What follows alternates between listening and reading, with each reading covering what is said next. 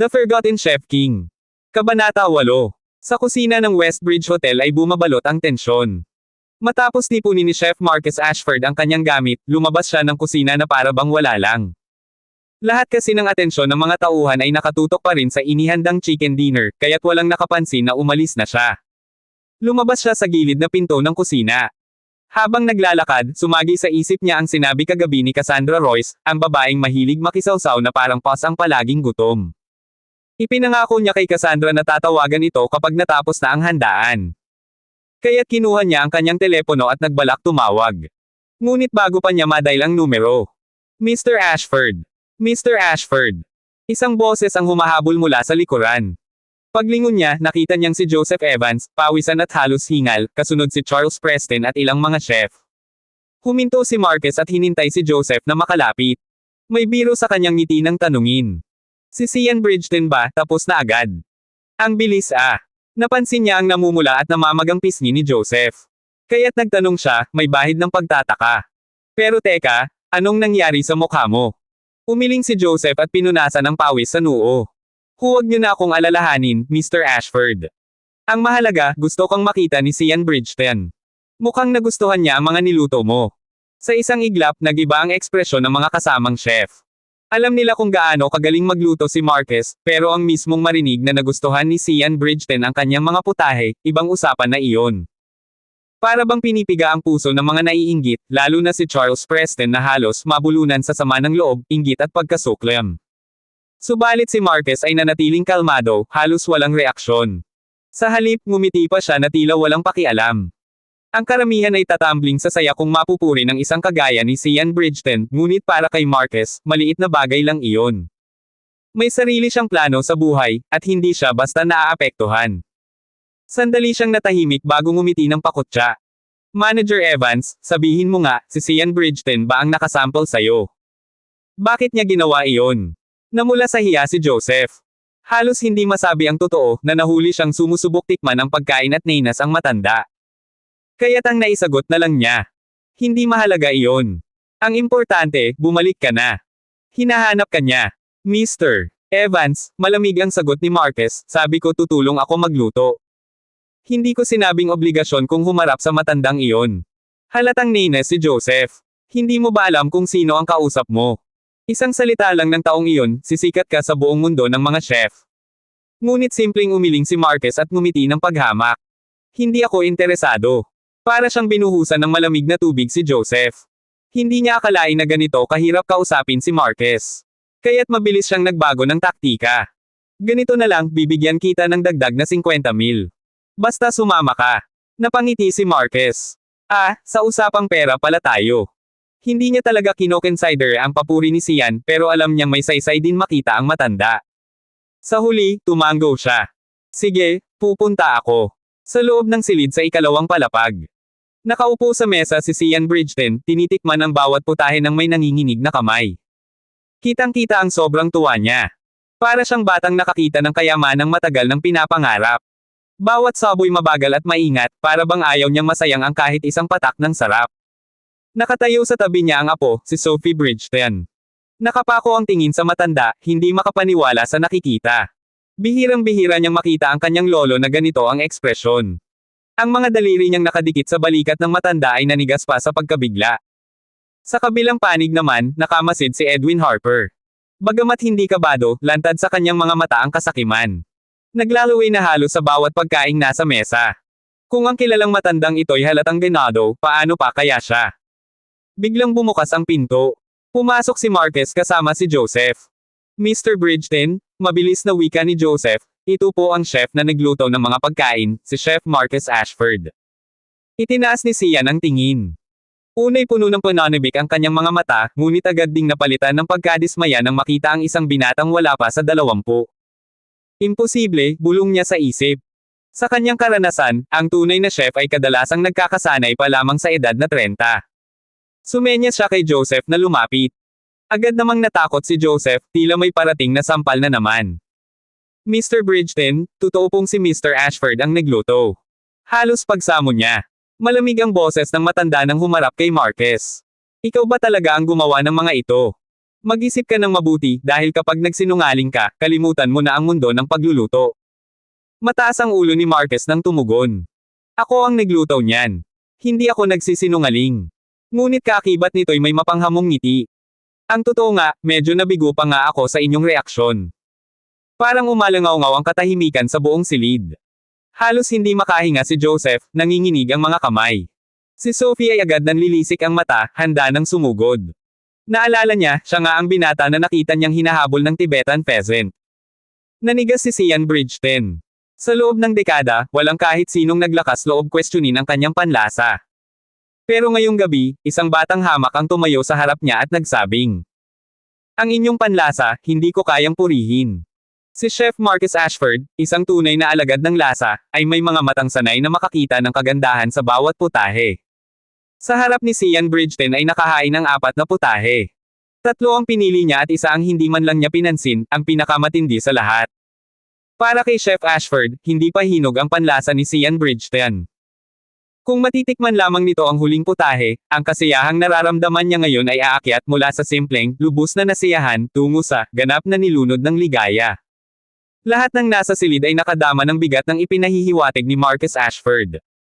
At gaya ng inaasahan, dama po ang mga mata nila sa tila karaniwang salad na nasa mesa. Kumunat ang noo ni Sian Bridgeton habang tinatitigan ang putahe. Isang simpleng malamig na salad, iyon daw ang pinakamalasa. Ano raw? Single ni Sophie Bridgeton, halatang naiinis. Iyan bang walang kaloso-lasa na salad ang pinakamaganda? Para kang nagbibiro. Malamig na nilingon siya ni Marcus Ashford. Kung wala kang alam, Sophie, mas mabuting huwag kang magsalita ng walang kabuluhan. Namula ang pisngi ni Sophie, nanlaki ang mga mata. Tinawag siyang parang isang batang mangmang, gayong mas matanda siya rito. Sophie, pigil ni Sian Bridgeton, tinaas ang kamay. Huwag kang padalos-dalos. Totoo naman, hindi ko napansin ang malamig na putaheng iyan noong una. Bahagyang ngumiti si Marcus Ashford, tanda ng kanyang kasiyahan na umamin ang matandang Bridgeton. Ngunit hindi nagtagal ay bumalik ang malamig na titig ni Sian Bridgeton. Sinasabi mo na mas hihigit pa ang malamig na ito kaysa sa 3 niluto mo. Ang mga iyon ay nakapagpamanga na sa akin. At ngayon, tinuturan mo na ang simpleng salad na ito ay mag-aangat pa ng aking panlasa. Kahit ang pinakamagagaling na chef sa Hackney ay hirap gawin iyon. Ikaw ba, tunay na naniniwala sa sinasabi mo? Naniniwala ako, buong kumpiyansang tugon ni Marcus Ashford. Tumango si Sian Bridgeton, walang mababasa sa kanyang mukha. Kinuha niya ang chopstick at dahan-daang pumili ng mananipis na balat ng manok na hinaluan ng hiniwang pipino. Idinampi ito sa kanyang bibig na parabang isang likhang sining. Tahimik ang lahat. Sina Edwin Harper, Sophie Bridgeton, at Joseph Evans ay halos pigilin ang paghinga. Si Marcus Ashford na may nanatiling kalmado, puno ng tiwala sa sariling niluto. Ngunit pagdampi ng lasa sa dila ni Sian Bridgeton, natigilan siya. Lolo, maingat na tanong ni Sophie. Hindi sumagot ang matanda. Sa halip, nakatitig lamang siya kay Chef Ashford.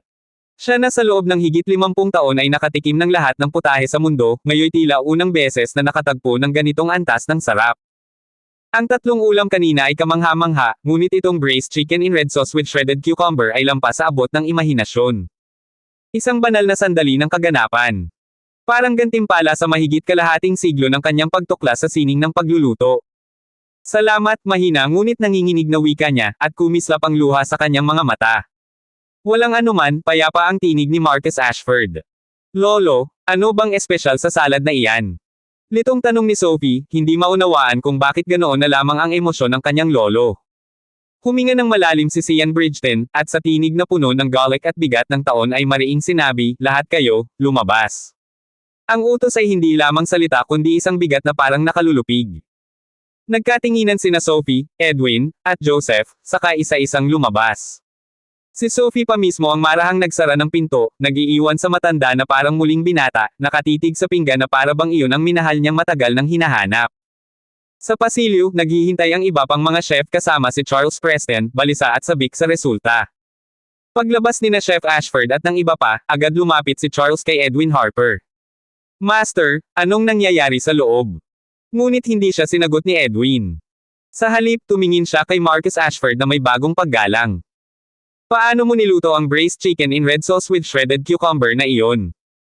Hindi, mali, hindi ko na dapat itanong. Napakahalaga siguro ng recipe niyan. Ngunit ngumiti lamang si Marcus Ashford. Ayos lang. Maaari kong sabihin sa inyo. Nagulat ang lahat. Ang mga recipe, lalo na ng ganitong antas, ay lihim na binabayaran ng napakamahal. Ang spicy chicken nga, umabot ng 120,000 ang halaga. Ngunit siya, basta na lamang ibabahagi. Tahimik silang lahat, nakikinig sa bawat salita. Simple lang ang proseso, paliwanag ni Chef Ashford. Sa drunken chicken, ang balat ng manok ang pinakamalasa. Balatan ito, at ipasingaw gamit ang sabaw ng manok at kabute. Hihiwang pino, at saka ihahalo sa sabaw ng braised chicken kasama ng hiniwang pipino. Sa unang tingin, parang walang kahirap-hirap. Ngunit ipinaliwanag niya na ang sikreto ay nasa kakayahang pagsamahin ang tatlong putahe upang makabuo ng isang kontrapunto, isang malamig na ulam na hindi makakamit kung hindi lubos na nauunawaan ang iba. Doon nila naintindihan kung bakit kayang ipamigay ni Chef Ashford ang recipe, sapagkat walang makakagawa nito ng hindi lubos na nauunawaan ang tatlong naunang obra. Ngayon ko lang napatunayan, karapat-dapat ngang tawaging obra ng The Windsor Imperial. Bulalas ng isang chef. Diyos ko, kung matitikman ko lang sana ang braised chicken in red sauce with shredded cucumber na iyon. Ngunit habang namamangha ang lahat, nag-iba ang mukha ni Charles Preston. Siya ang naghanda rin ng malamig na putahe para kay Sian Bridgeton. At ngayong nalamang higit ang kay Marcus, nagsimulang umusbong ang inggit at galit. Masyadong mapanganib iyan. Single niya. Pagsasamahin mo ang tatlong lasa. Magbabanggaan iyan, imposible ang sinasabi mo. Ngunit marahang ngumiti si Marcus Ashford. Nandoon ang sikreto, ang pipino. Ang pipino ay natural na malamig, matamis at banayad. Siya ang tulay, ang magbabalik ng balanse sa lahat ng lasa. Ang pipino, ang susi. Natahimik si Charles, hindi makapaniwala. Samantalang ang ibang chef ay lalo lamang humanga. At si Sophie, na kanina'y nagagalit at nagdududa, ngayoy naglakad palapit kay Marcus Ashford. May kumikislap na kapilyuhan sa kanyang mga mata, sabay hawak sa braso nito. Marcus Ashford, di ba? Sabihin mo nga, ngumiti siya ng may halong lamang at paghanga. Pwede ba kitang i-rap? Ang mga salitang binitiwan ni Sophie Bridgeton ay tila kulog na biglang bumagsak sa gitna ng tahimik na pasilyo. Lahat ay napatigil, at agad na bumigat ang paligid. Napakurap si Edwin Harper, hindi agad makapaniwala sa narinig. Ano raw? I-wrap. Bag. Pakete. Para bang pagkain lang na ilalagay sa supot. Namula si Sophie nang mapansin niyang mali ang pagkakabigkas niya. Dahan-dahan niyang binitiwan ang pagkakahawak sa braso ni Chef Marcus Ashford at mabilis na binago ang sinabi. Ang ibig kong sabihin, sumama ka sa akin, Chef. Magiging personal chef ka ng lolo Sian Bridgeton. Napasinghap ang lahat ng nakarinig. Maging si Edwin Harper ay di nakaligtas sa paghanga at inggit. Personal chef ni Sian Bridgeton. Sino ba si Sian? Isa sa pinakamalupit at kinikilalang matako na kritiko ng pagkain, hindi lamang sa Korea o London kundi sa buong mundo. Kung may makapapasok sa buhay niya bilang personal chef, iyon ay parang gintong pamana na habang buhay mong dala. Sa propesyon ng pagluluto, mas malaki ang bigat ng pangalan kaysa sa diploma. Kung sa resume mo'y nakalagay ang titulong Personal Chef ni Sian Bridgeton, sapat na iyon para buksan ang lahat ng pinto ng 5 bituing restaurant sa mundo.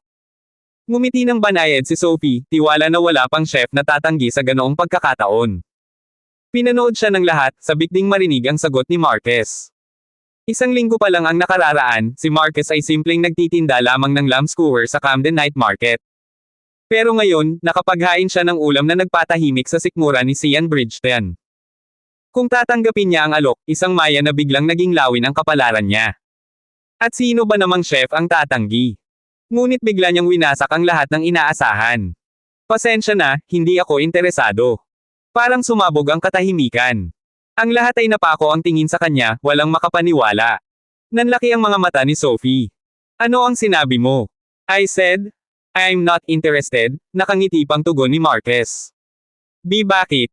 Halos manginig ang boses ni Sophie. Nagkibit balikat si Marcus. Gusto kong magtayo ng sarili kong restaurant. Hindi ako interesado na maging personal chef ng kahit sino. Napalakas ang tono ni Sophie. Ang tinatanggihan mo ay hindi basta tao, kundi ang lolo ko. So what? Magaan niyang sagot, tila walang pakialam. Hindi siya kailanman nagbabalak na magpaalipin, gaano man kay Oman o kasikat ang nag-aalok. Mula noon pa man, pangarap na niya ang sariling restaurant, iyon lang ang tanging direksyon niya. Nagpanting ang tainga ni Sophie. Namula ang buong mukha niya, at sa titig na ipinukol niya kay Marquez ay worry bang handa siyang sumabog anumang sandali. Ngunit nanatiling kalmado si Marquez. Hindi siya natatakot dahil alam niyang hindi siya tatapunan ng kamay ng dalagang iyon. Biglang sumabat si Joseph Evans, nakangiting parang aso na nakikiamot ng pabor. Mr. Ashford, baka hindi mo pa lubos na nauunawaan kung ano ang ibig sabihin ng maging personal chef ni Sian Bridgeton. Kung tatanggapin mo, sa loob lang ng 1 o 2 taon, anumang 5 bituin na restaurant sa bansa ay kayang-kaya mong hawakan. Bukod pa roon, may mga restaurant ng pamilya Bridgeton na maaari mong maging kabahagi. Mas higit pa iyon kaysa sa pagtatayo ng sariling restaurant. Nakangiting nakamasid si Joseph, umaasang mapalapit kay Marquez. Pero sa halip na maimpluwensyahan, mariing umiling ang chef. Hindi. Restaurant ko ang gusto ko. Pero kung sakali mang magustuhan ni Mr. Bridgeton ang luto ko, pwede siyang bumisita sa lugar ko. Doon ko siya personal na sasalubungin. What? Yumigting ang boses ni Sophie. Palibot-libot ang lolo ko sa buong mundo. Sa tingin mo ba pupunta pa siya sa Camden para lang matikman ang pagkain mo? Bakit hindi? Ngising pilyo ni Marquez. May takeout service naman kami. Parang sinampal si Sophie ng sagot niya. Maging ang iba pang tao sa pasilyo ay napaikot ang mga mata, worry bang hindi na kayang kausapin ang ganitong uri ng tao. Ang iba'y napapailing, ang ilan na may natatakot para kay Marquez, baka pagsisihan niya ang pagtanggi. Ngunit si Edwin Harper, imbes na malito, ay may nakitang kakaibang respeto sa kanya. Sa huli, mariing ngumiti si Sophie, parang batang hindi nasunod ang kagustuhan. Huling tanong, Marquez Ashford, tatanggapin mo ba, o hindi?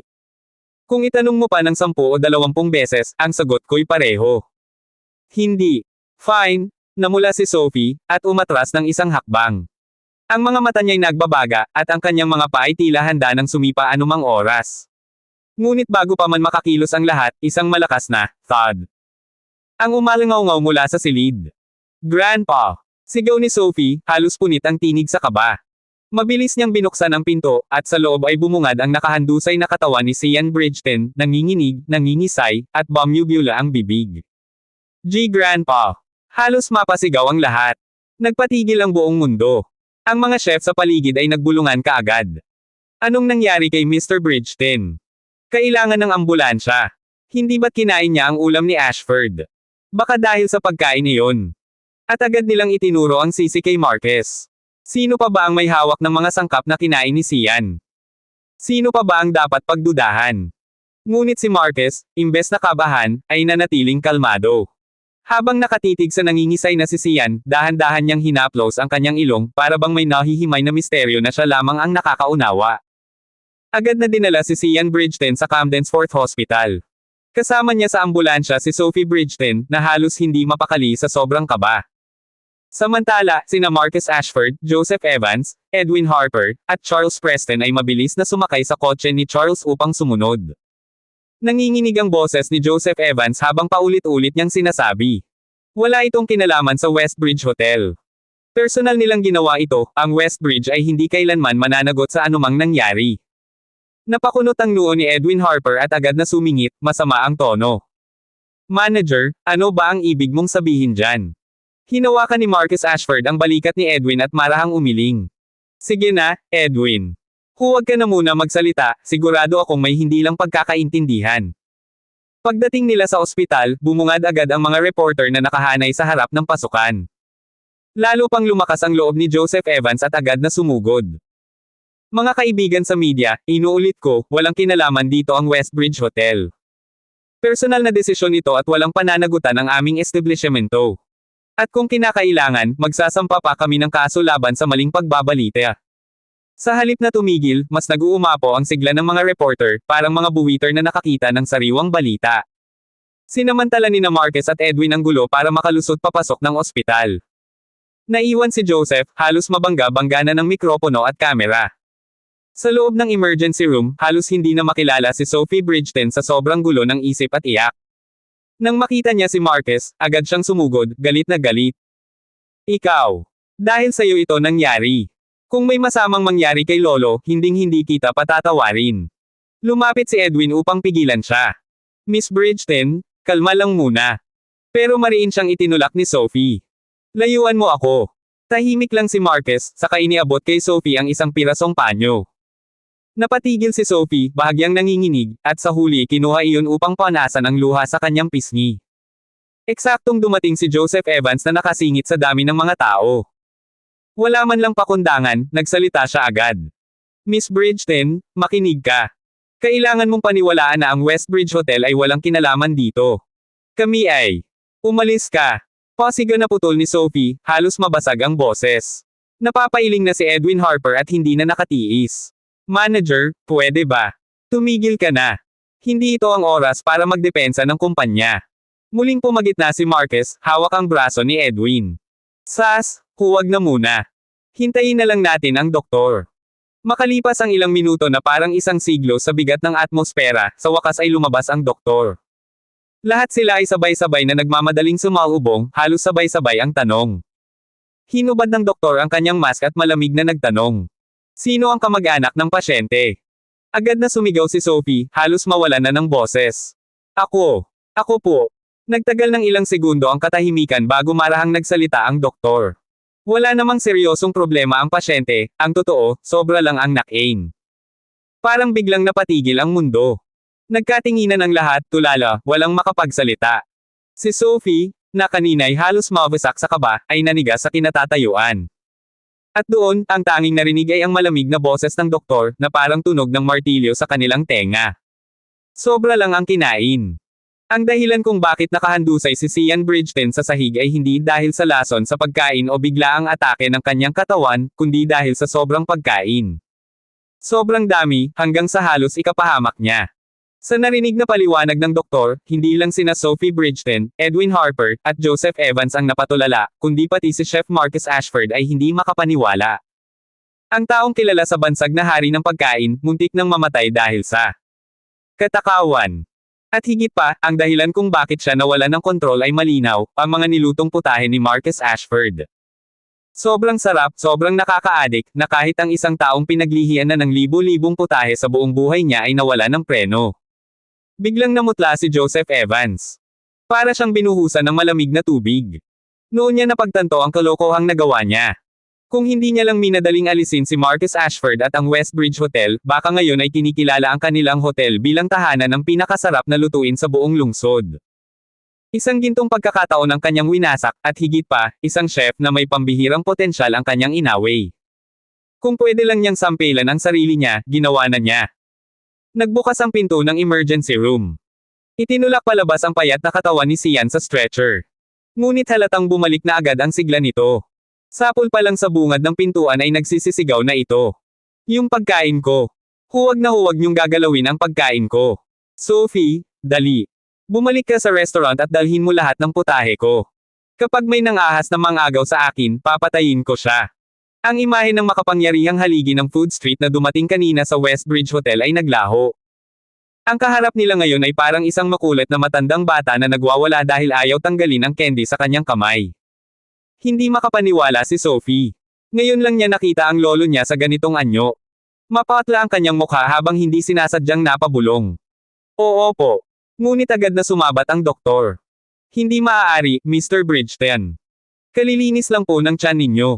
Mahigpit na ipinagbabawal ang kumain ng marami. Kailangan pong mahigpit ang kontrol sa pagkain ninyo sa loob ng isang buwan, kung hindi, magiging sobrang pabigat ito sa inyong katawan. Ano? Umalangaw-ngaw ang galit sa tinig ni Sian. Pilit siyang bumangon mula sa stretcher, buti na lang at agad siyang napigilan ng dalawang nurse. Ipagbabawal mo akong kumain. Sa loob ng isang buwan. Gusto mo bang patayin kita ngayon din? Napalunok si Marcus Ashford. Ang sitwasyong ito, kung tutuusin, ay tila siya pa ang nagkasala, parang kasalanan niyang magluto ng masarap na pagkain. Paano kung mamatay talaga ang matanda sa sobrang kain? Krimen ba ang magluto ng sobrang sarap? Agad namang nakiusap ang doktor. Mr. Bridgeton, 97 na po kayo. Oo, malakas pa rin ang pangangatawan ninyo, ngunit mas lalong dapat maging maingat. Maging sina Marcus at Sophie ay nagmadaling sumabat para pakalmayan ang matanda, ngunit naunahan na sila ni Joseph Evans. Lumapit siya ng may pilit ng ngiti, halatang nagmamadali. Mr. Bridgeton, kayo ang hiyas ng ating food street. Kung may mangyari sa inyo dahil lamang sa chicken dinner ng Westbridge Hotel, malaking kawalan iyon para sa buong mundo ng pagluluto. Kaya mas mabuti pong magpahinga kayo. At huwag kayong mag-alala, anumang oras ay bukas ang Westbridge Hotel para sa inyo. Malugod naming ihahain ang kahit anong putahe na gusto ninyo. Sa pandinig ni Sian, nakalulugod ang mga salitang iyon. Ngunit para kina Marcus, Sophie, at Edwin, isa itong hayagang kapal ng mukha. Halatang inaangkin ni Joseph ang karangalan at ipinapasa pa bilang tatak ng Westbridge Hotel ang lutuin ni Marcus. Halos sumabog ang dugo sa sentido ni Edwin sa galit. Babuka na sana ang bibig niya para sumabat, ngunit biglang. Isang mabilis na galaw ang palm unit sa paligid. Swish! Kumikislap sa hangin ang mahahabang binti ni Sophie. Sa isang iglap, tumama ang malakas na sipa sa ulo ni Joseph Evans. Arg! Parang kahoy na pinutol, bumagsak siyang patalikod at tuloy-tuloy na tumama ang ulo sa pintuan ng emergency room. Eksaktong oras naman na may lumabas na nurse na may dalang batya. Nang isinukan ni Lolo Sian. Flash! Buong nilalaman ng batya, dama po sa mukha ni Joseph Evans. Malagkit, malansa, at amoy kamatayan. Urge. Isang eksenang hindi na kailangan pang ilarawan dahil ang lahat ng saksi ay nagsimulang magsuka sa sobrang pagkadiri. Si Marcus, bagamat nadidiri rin, ay nakaramdam ng kakaibang ginhawa. Tumitig siya kay Sophie na ngayon ay nakatikip ng kamay sa bibig, halatang nagsisisi ngunit hindi rin maitago ang inis. Diyos ko! Bulalas ni Edwin. Mabilis namang inilahad ni Sophie ang lahat, ang pagtataksil, ang kawalang hiya ang ginawa ni Joseph kanina. Namula ang mukha ni Sian sa galit. Hindi ko akalaing ang manager ng isang hotel na kasing laki ng Westbridge ay ganito ang asal. Huwag kang umasa na papuri pa ang maririnig niyo mula sa akin.